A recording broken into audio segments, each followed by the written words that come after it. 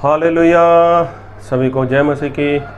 मैं अमरीक जॉय आज एक बार फिर प्रभु पिता का धन्यवाद करता हूँ कि प्रभु पिता ने समय दिया कि परमेश्वर के वचन आपके साथ बांट सकूँ। आप मेरे चैनल पर अगर नए हो, अभी तक आपने मेरे चैनल को सब्सक्राइब नहीं किया तो आप मेरे चैनल को सब्सक्राइब कर लो, साथ में जो बेल आइकन उसको टच कर लो ताकि आने वाले वीडियो का नोटिफिकेशन, उसकी जानकारी आपको तुरंत मिलने पाए और आप मेरे साथ इस वीडियो के अंत तक बने रहें। आज मैं परमेश्वर के वचन से जो बात करने वाला हूँ, इस बात को बहुत ध्यान से सुनना और इस बात को समझना कि परमेश्वर आज आपसे, मुझसे, हम सभी से वो क्या कहने वाले हैं। जी हाँ, हमारे परमेश्वर ने इंसान को बहुत खूबसूरत बनाया है। जी हाँ, परमेश्वर ने इंसान को बहुत ही खूबसूरत बनाया है और कोई भी इंसान ऐसा नहीं है जो ऐसा बोल सके कि परमेश्वर ने मुझे बनाने में कोई कमी छोड़ दी। जी हाँ, ऐसी बात नहीं है। परमेश्वर ने हर इंसान को, सभी को बहुत ही खूबसूरत बनाया है और परमेश्वर ने किसी भी इंसान में कोई भी कमी नहीं छोड़ी। सभी के पास 2 हाथ हैं, 2 आँख हैं, 2 कान हैं, 1 मुंह है, 2 पैर हैं। मतलब सभी को एक समानता में बनाया है और बाइबल में ऐसा लिखा है कि परमेश्वर ने इंसान को अपने स्वरूप के ऊपर अपनी समानता में बनाया है। तो इसका मतलब कि परमेश्वर ने जो इंसान को बनाया है तो वो जैसे खुद परमेश्वर हैं वैसे ही बनाया है। लेकिन आज देखते हैं कई लोग खुद को खूबसूरत बनाने के लिए वो क्या क्या करते हैं। जी हाँ, कई लोग ब्यूटी पार्लर जाते हैं, कई जेंट्स लोग न जाने कौन कौन सा शैम्पू, कौन कौन सा पाउडर, कौन कौन सा फेस वॉश, कौन कौन सा साबुन, कुछ ना कुछ इस्तेमाल करते रहते हैं ताकि वो और भी ज़्यादा खूबसूरत लगें। जबकि ऐसी बात नहीं है। परमेश्वर ने सभी को खूबसूरत बनाया है और परमेश्वर ने जब आदम और हवा को बनाया था तो बनाने के बाद परमेश्वर ने उनको कोई वस्त्र नहीं दिए थे, कोई कपड़े नहीं दिए थे। उसका कारण ये था कि उनको कपड़े की ज़रूरत थी ही नहीं। उनको कपड़े की ज़रूरत नहीं थी क्योंकि जैसे परमेश्वर में से लाइट निकलती है, जैसे परमेश्वर से प्रकाश निकलता है, वो प्रकाश उनके अंदर भी था। क्योंकि जैसे परमेश्वर थे तो परमेश्वर ने उनको वैसा ही बनाया था। अगर परमेश्वर पवित्र हैं, अगर मैंने सही बोला, हो सकता है आपको कुछ ऐसा लगे, परमेश्वर पवित्र हैं, तो परमेश्वर ने इंसान को भी पवित्र बनाया था। तो परमेश्वर कभी मरने वाले नहीं हैं, तो उन्होंने इंसान को भी ना मरने के लिए ही पैदा किया था। खैर, वो तो इंसान की गलती हो गई, उसने फल खा लिया जिस बात से परमेश्वर ने मना किया था। उसके बाद उनके जीवन में पाप आ गया। अभी पाप आ गया और इंसान को खुद पता चला कि हम नंगे हैं। तो इसका मतलब जब तक उन लोगों ने पाप नहीं किया था तब तक उनको ये भी नहीं पता था कि हम नंगे हैं। तो देखो, कपड़े परमेश्वर ने जो इंसान ने परमेश्वर ने इंसान को जो बनाया था तो उनको कपड़े इसलिए नहीं दिए थे क्योंकि उनको लगा ही नहीं कभी। अभी आदम और हवा एक दूसरे के सामने आते थे तो अभी कभी उनको ऐसा लगा ही नहीं कि तू भी नंगा है, मैं भी नंगा हूँ। ऐसा कुछ था ही नहीं उनके अंदर। लेकिन मैं जो कहना चाहता हूँ, इस बात को ध्यान से सुनना और इस बात को समझना। आज इंसान के पास कितना भी सोना हो, कितना भी चांदी हो, हीरे मोती जवाहरात हों, अगर वो इंसान पहन ले, अगर वो इंसान पहन लेता है तो क्या वो सुंदर लगेगा? क्या वो सुंदर लगेगा? कभी नहीं। सोने से, चांदी से, हीरे से, मोती से, जवाहरात से अगर इंसान कितना भी पहने, हाथ में, गले में, नाक में, कान में, कहीं पर भी पहन ले शरीर के ऊपर, लेकिन अगर उसने पहना हुआ है तो सोना चांदी उसकी खूबसूरती नहीं है, खूबसूरती उसकी नहीं है।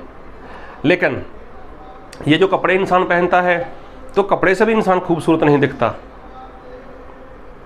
लेकिन इंसान ने पाप करने के बाद खुद के लिए जो अंजीर के पत्ते थे उनका कपड़ा बनाया ताकि वो अपने नंगेपन को ढांप सके। लेकिन उसके बाद देखो, जब परमेश्वर आए तो परमेश्वर ने उनको कपड़े दिए, और कपड़े भी कैसे दिए? चमड़े के कपड़े दिए। तो परमेश्वर जानते थे कि इनका नंगापन ढांपना होगा। अभी देखो, आज हम बात करें, इंसान कपड़े पहनता है तो कपड़े जो कोई परमेश्वर की आशीष नहीं है।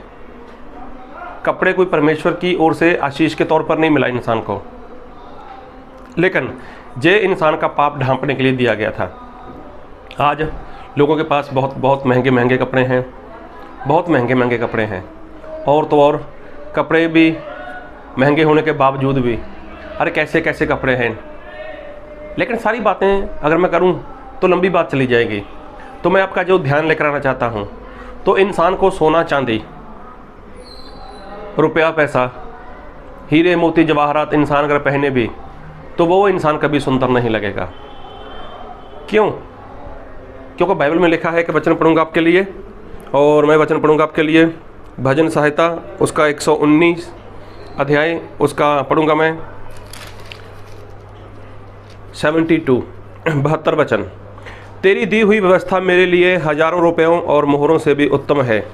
तो देखो बाइबल में लिखा है कि परमेश्वर की दी हुई व्यवस्था, मतलब परमेश्वर का दिया हुआ जो वचन है, जो आज्ञा है, वो क्या है मेरे लिए? हजारों रुपयों और मोहरों से भी उत्तम है। फिर लिखा है भजन संहिता 119 उसका 127, इस कारण मैं तेरी आज्ञाओं को सोने से वरन कुंदन सोने से भी अधिक प्रिय मानता हूँ। तो देखो परमेश्वर का दास ऐसा बोलता है कि मैं आपके दिए हुए आज्ञा को सोने से वरन कुंदन सोने से भी, मतलब कुंदन से भी उत्तम प्रिय मानता हूँ। तो देखो परमेश्वर का दास ऐसे बोलता है कि मैं परमेश्वर आपके व्यवस्था को हजारों रुपए और जो कुछ भी है संसार में, सोना चांदी जवाहरात हीरे मोती, सबसे मैं उनको प्रिय जानता हूँ, प्रिय मानता हूँ। और कहने का मतलब कि इंसान अपने बदन के ऊपर कितना भी सोना पहन ले, कितना भी चांदी पहन ले, कितना कुछ भी कर ले, लेकिन वो सुंदर दिखाई नहीं देगा। अभी सोना क्या है? सोना तो देखा जाए तो परमेश्वर के वचन को दर्शाता है।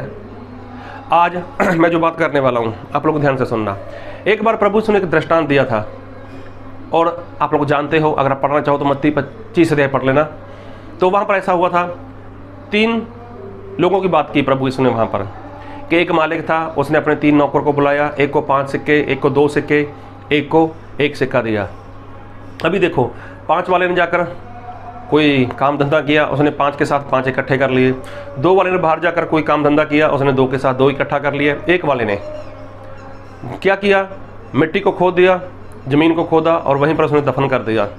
और बाद में जब मालिक आया तो मालिक ने हिसाब पूछा। 5 वाले ने बोला मैंने 10 कर लिए, 2 वाले ने बोले मैंने तो 4 कर दिए।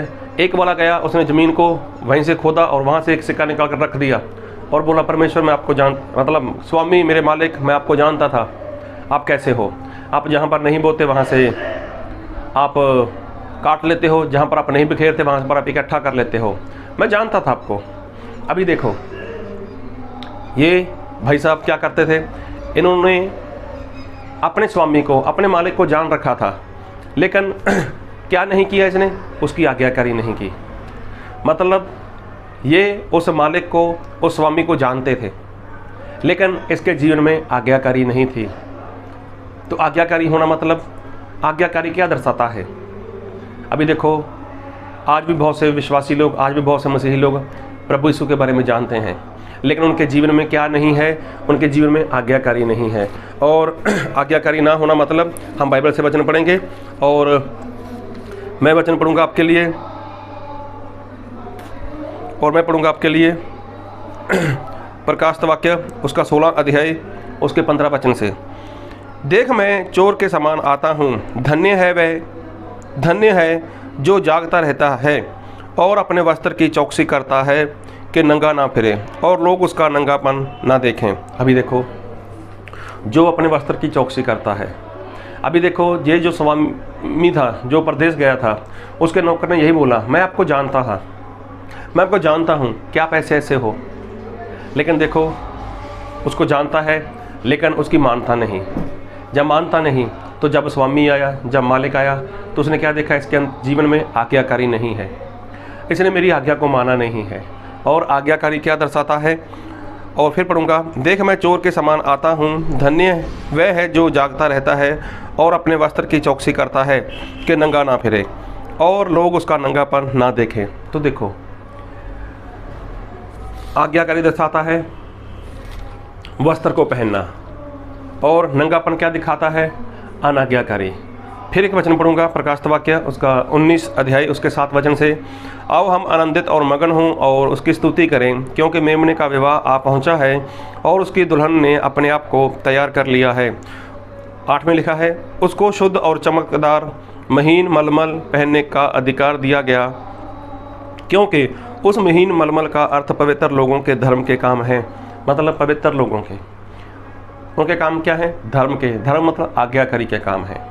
तो इंसान अपने पास कितना भी ज्ञान रखे, वचन का ज्ञान रखे, वचन का ज्ञान है उसके पास, सब कुछ है उसके पास, सब कुछ जानता है वो कि परमेश्वर वो स्वर्ग के मालिक हैं, परमेश्वर वो नरक के मालिक हैं, परमेश्वर प्रभु यीशु आएंगे, वो एक दिन पूरे जगत का न्याय करेंगे, और प्रभु यीशु जो पाप के गुलाम हैं उनको नरक में डाल देंगे, और जो मसीह के ऊपर विश्वास करते हैं, जो मसीह के हैं, उनको वो स्वर्ग में ले लेंगे। इंसान सब कुछ जानता है, लेकिन परमेश्वर की आज्ञाकारी नहीं करता। अगर आज्ञाकारी नहीं करता तो वो क्या है?